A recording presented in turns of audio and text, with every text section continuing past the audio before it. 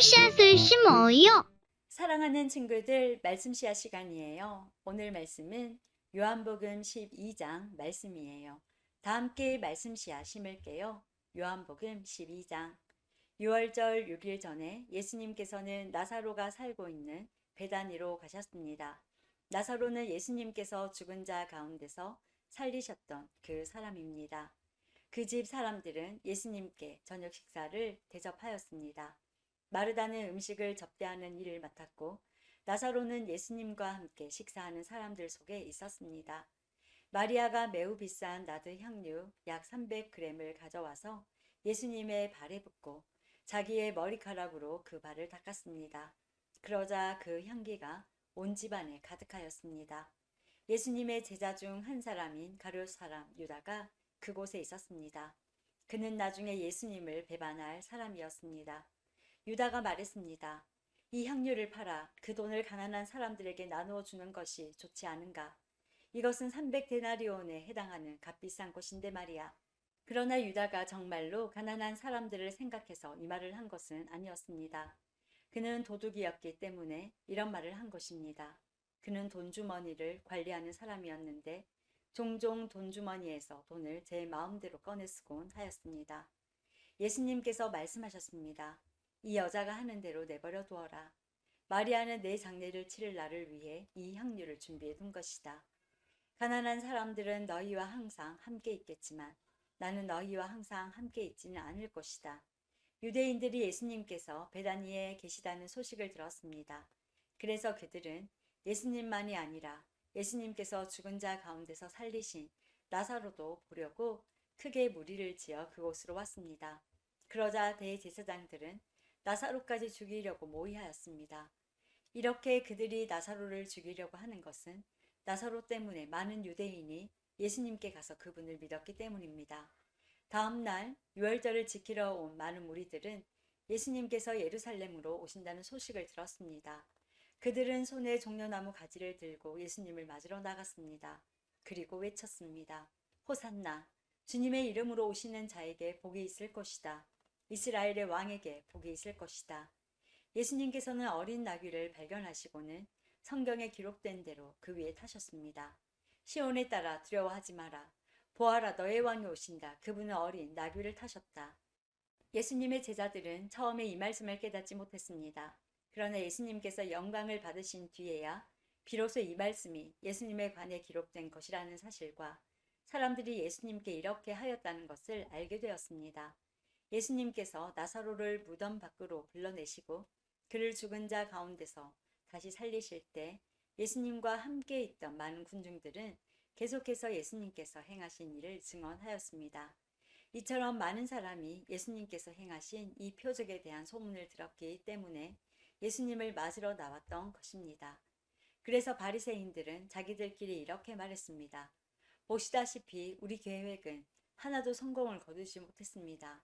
온 세상이 저 사람을 따르고 있지 않습니까? 유월절에 예배드리기 위해 예루살렘에 온 사람들 중에 그리스 사람들이 더러 있었습니다. 이 사람들이 갈릴리 베세다 출신인 빌립에게 와서 요청했습니다. 선생님, 우리가 예수님을 뵙고 싶습니다. 빌립이 안드레에게 가서 말하였고 안드레와 빌립은 다시 예수님께 그 말을 전했습니다. 예수님께서 그들에게 대답하셨습니다. 인자가 영광을 받을 때가 왔다. 내가 너희에게 진리를 말한다. 미랄이 땅에 떨어져 죽지 않으면 한 알 그대로 있지만 죽으면 많은 열매를 맺는 법이다. 자기 목숨을 사랑하는 사람은 목숨을 잃을 것이지만 이 세상에서 자기 목숨을 미워하는 사람은 영원히 목숨을 보존할 것이다. 누구든지 나를 섬기려면 나를 따르라. 내가 있는 곳에 나를 섬기는 사람도 있을 것이다. 나를 섬기는 사람은 내 아버지께서 높으실 것이다. 지금 내 마음이 무척 괴로우니 무슨 말을 하겠습니까? 아버지, 이때를 벗어나게 해 주십시오. 아닙니다. 나는 이 일 때문에 이때에 온 것입니다. 아버지, 아버지의 이름을 영화롭게 하소서. 그때 하늘로부터 내가 이미 영화롭게 하였고 또다시 영화롭게 할 것이다 라는 소리가 들렸습니다. 곁에 서서 이 소리를 들은 많은 사람이 천둥 소리가 들렸다고 말했습니다. 그러나 그 사람들 중에는 천사가 그에게 말하였다라고 하는 사람들도 있었습니다. 예수님께서는 이렇게 대답하셨습니다. 이 소리는 나를 위해서가 아니라 너희를 위해서 들린 것이다. 이제 이 세상을 심판할 때가 되었다. 이제 이 세상의 통치자가 쫓겨날 것이다. 내가 땅에서 들려 올라가게 되면 나는 모든 사람을 내게로 이끌 것이다. 예수님께서 이러한 말씀을 하신 것은 자신이 어떤 식으로 죽을 것인가를 보이려는 것이었습니다. 군중은 이 말을 듣자 이렇게 말했습니다. 우리는 율법에서 그리스도가 영원히 계실 것이라고 들었습니다. 그런데 당신은 어떻게 해서 인자가 들려야 한다고 말씀하십니까? 당신이 말씀하시는 인자란 도대체 누구입니까? 그러자 예수님께서 대답하셨습니다. 빛이 잠시만 더 너희와 함께 있을 것이다. 빛이 있을 때에 다니면 너희는 어둠에 사로잡히지 않을 것이다. 어둠 속에서 다니는 사람은 자기가 어디로 가는지 모른다. 빛이 너희에게 있을 동안 빛을 믿어라. 그러면 너희는 빛의 아들이 될 것이다. 예수님께서는 이 말씀을 하시고 그들을 떠나 숨으셨습니다. 예수님께서 이 모든 표적을 사람들 앞에서 행하셨지만 그들은 여전히 예수님을 믿으려 하지 않았습니다.